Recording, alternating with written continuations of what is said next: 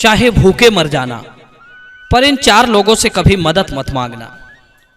वे कौन लोग हैं जिनसे हमें कभी मदद नहीं मांगनी चाहिए?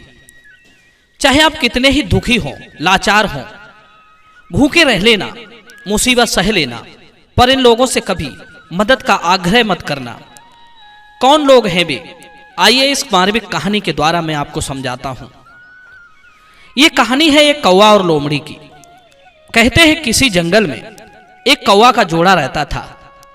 वे दोनों पति पत्नी बड़े आनंद से एक पेड़ पर घोंसला बनाकर रहते थे। सुबह को भोजन की तलाश में दूर देश को निकल जाते और सूर्यास्त होते होते अपने घोंसले में आ जाते थे। दोनों के बीच बड़ा प्रेम था। एक दिन भयंकर आंधी और पानी वर्षा। कौवा और उसकी पत्नी भोजन जुटाने के लिए बाहर नहीं जा पाए। वे दोनों भूखे प्यासे पेड़ की डाल पर बैठे हुए थे और चारों तरफ को दृष्टि डालकर देख रहे थे, शायद कहीं कुछ भोजन दिख जाए तो आज का गुजारा हो जाए। वे दोनों इसी उम्मीद के साथ बैठे हुए थे, परंतु उन्हें कहीं भी भोजन नजर नहीं आया। तब तक उन्होंने देखा कि एक लोमड़ी कहीं से एक मांस का टुकड़ा मुंह में दबाए उसी पेड़ के नीचे आकर बैठकर उसे खाने लगी। कौवा और उसकी स्त्री लोमड़ी को मांस का टुकड़ा खाते बड़े गौर से देखने लगे और कहते हैं, जब तेज भूख लगी हो और भोजन सामने दिखाई देता हो तो व्याकुलता और अधिक बढ़ जाती है। लोमड़ी को मांस खाता देख कौवा की स्त्री से नहीं रुका गया। वो लोमड़ी से प्रार्थना करने लगी, हे लोमड़ी बहन, हम सुबह से दोनों प्राणी भूखे बैठे हैं। भूख से दम निकला जा रहा है। यदि आप इसमें से थोड़ा भोजन हमें भी दे दो तो आपका बड़ा उपकार होगा। मित्रों, कौवा की बात सुनकर लोमड़ी मन ही मन सोचने लगी कि अरे, ये कौवे तो मुझसे भोजन मांग रहे हैं, जबकि मेरा भोजन तो सिर्फ मेरे लिए ही पर्याप्त नहीं है। दर्शक बंधु, आप तो जानते ही हैं कि लोमड़ी बहुत ही धूर्त प्राणी है। वो कौवा के आग्रह पर भला भोजन कैसे दे देती।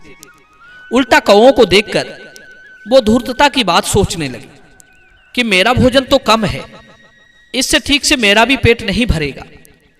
क्यों ना इन दोनों को लुभाकर अपने पास बुला लूं। इन दोनों को खाकर मेरा पेट ठीक से भर जाएगा। यही सोचकर लोमड़ी ने बड़ी सरलता से मधुर वचनों के साथ उन कौवों से कहा, हे बहन, ये कौन सी बड़ी बात है?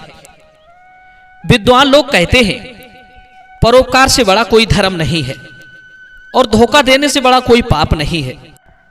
कहते हैं मनुष्यों को अकेले चिंतन करना चाहिए, 2 को मिलकर पढ़ना उचित माना जाता है, 3 को मिलकर गाने से गाना मधुर हो जाता है, 4 को मिलकर यात्रा करना सर्वोत्तम कहा जाता है, 5 को मिलकर खेती करना बहुत अच्छा माना जाता है और बहुतों को मिलकर भोजन करना और युद्ध लड़ना सर्वोत्तम कहा जाता है। स्वादिष्ट पदार्थ, रास्ता चलना और बहुतों के बीच जागना ये अकेले नहीं करना चाहिए। इसलिए हे कौवी बहन, इसमें पूछने की क्या बात है? आओ, अपने लोग मिलकर इस भोजन को खाते हैं। मित्रों, लोमड़ी की दुष्टता को मादा कौवा नहीं समझ पाई। उसने सोचा लोमड़ी बहन तो बहुत दयालु है। कौवा की स्त्री जैसे ही उड़कर लोमड़ी के पास को चलने को हुई, चतुर कौवा ने उसे तुरंत पकड़कर बैठा लिया। कौवा कहने लगा, पागल है, कहां जा रही है? ये लोमड़ी तुझे मूर्ख बना रही है। भला मांस खाने वाला प्राणी दयालु कैसे हो सकता है? ऊपर से ये शिकारी जीव है। तुझे लगता है कि ये हम पर मेहरबान होगी? शास्त्रों में कहा गया है कि ये लोग कभी धर्म का विचार नहीं करते। नंबर 1, पागल, क्रोधी, लोभी, कामी, भयभीत, नशे में मतवाला और भूखा, और जो धर्म को नहीं जानता उस पर विश्वास नहीं किया जा सकता। कौवा बोला, ये लोमड़ी तुझे भोजन तो नहीं देगी, उल्टा तुझे अपना भोजन जरूर बना लेगी। कौवा की स्त्री कहने लगी, नहीं नहीं, ये हमें कोई हानि नहीं पहुंचाएगी। अभी अभी आपके सामने ही इसने मिलकर खाने की बात कही थी। कौवा बोला, वो तो सिर्फ दिखावा है। अक्सर धूर्त लोग इन चीजों का ही सहारा लेते हैं नंबर 1 औषधि, नंबर 2 मंत्र, नंबर 3 वेशभूषा, नंबर 4 मीठी बाड़ी। इन्हें समझने में जिसने चूक कर दी, समझ लो वो मारा गया। कहते हैं स्त्रियों के झूठे रोने से, नए नौकरों की विनय से और धूर्तों के कपट वाक्यों से ऐसा कौन है जो ठगा नहीं गया। कौवा बोला, हे प्रिय, मैं तुम्हें एक घटना बताता हूं। इसी जंगल में अपनी पत्नी के साथ एक बगुला रहता था। एक बरगद पर उनका घोंसला बना हुआ था। उसी पेड़ की जड़ में एक सर्प रहता था।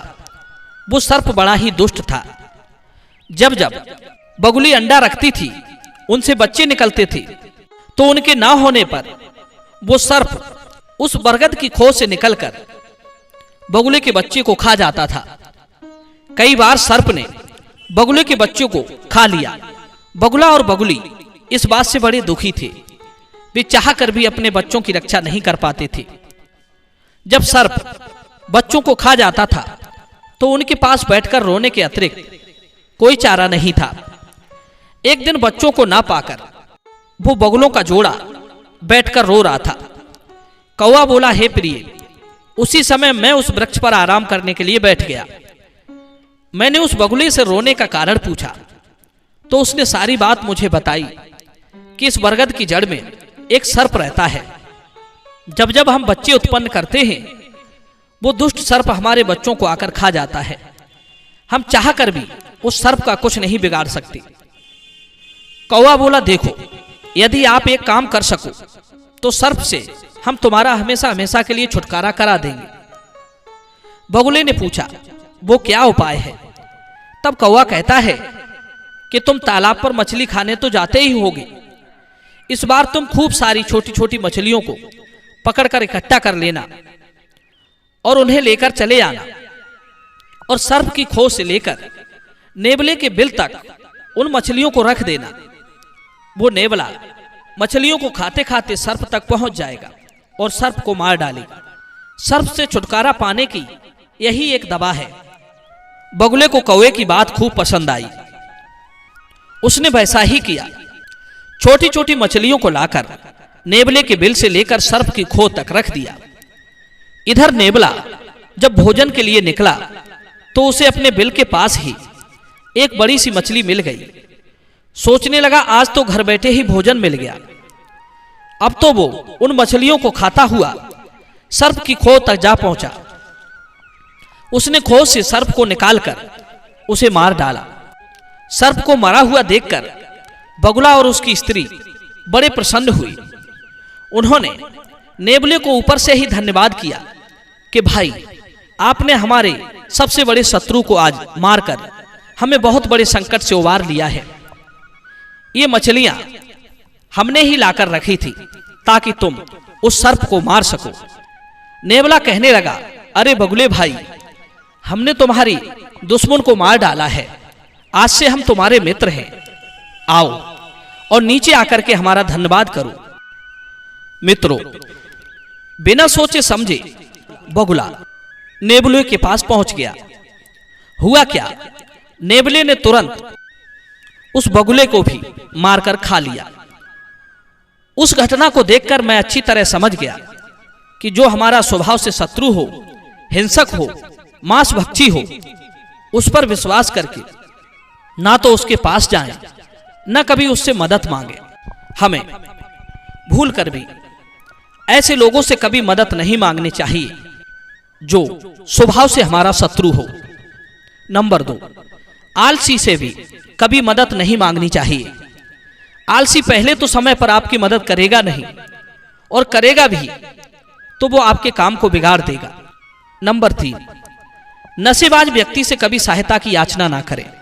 नंबर 4, कंजूस से, गाली बकने वाले से, मूर्ख से, धूर्त से कभी मदद की याचना नहीं करनी चाहिए। कौवा बोला, हे प्रिय, चाहे कितनी भी मुसीबत आ जाए, भूखे मरने की नौबत आ जाए, पर इन लोगों से कभी मदद नहीं मांगना चाहिए। ऐसा व्यक्ति कभी मुसीबत में नहीं पड़ता, और ऐसे धूर्त हिंसक लोगों से सदैव दूरी बनाकर रखनी चाहिए। जो लोग इन पापाचारी दुष्टों का त्याग ना करके इनसे मिले रहते हैं, इनसे मित्रता करते हैं, उन्हें एक दिन इन्हीं के हाथों मरना पड़ता है। दुष्ट पुरुषों के साथ कभी भी मेल नहीं करना चाहिए।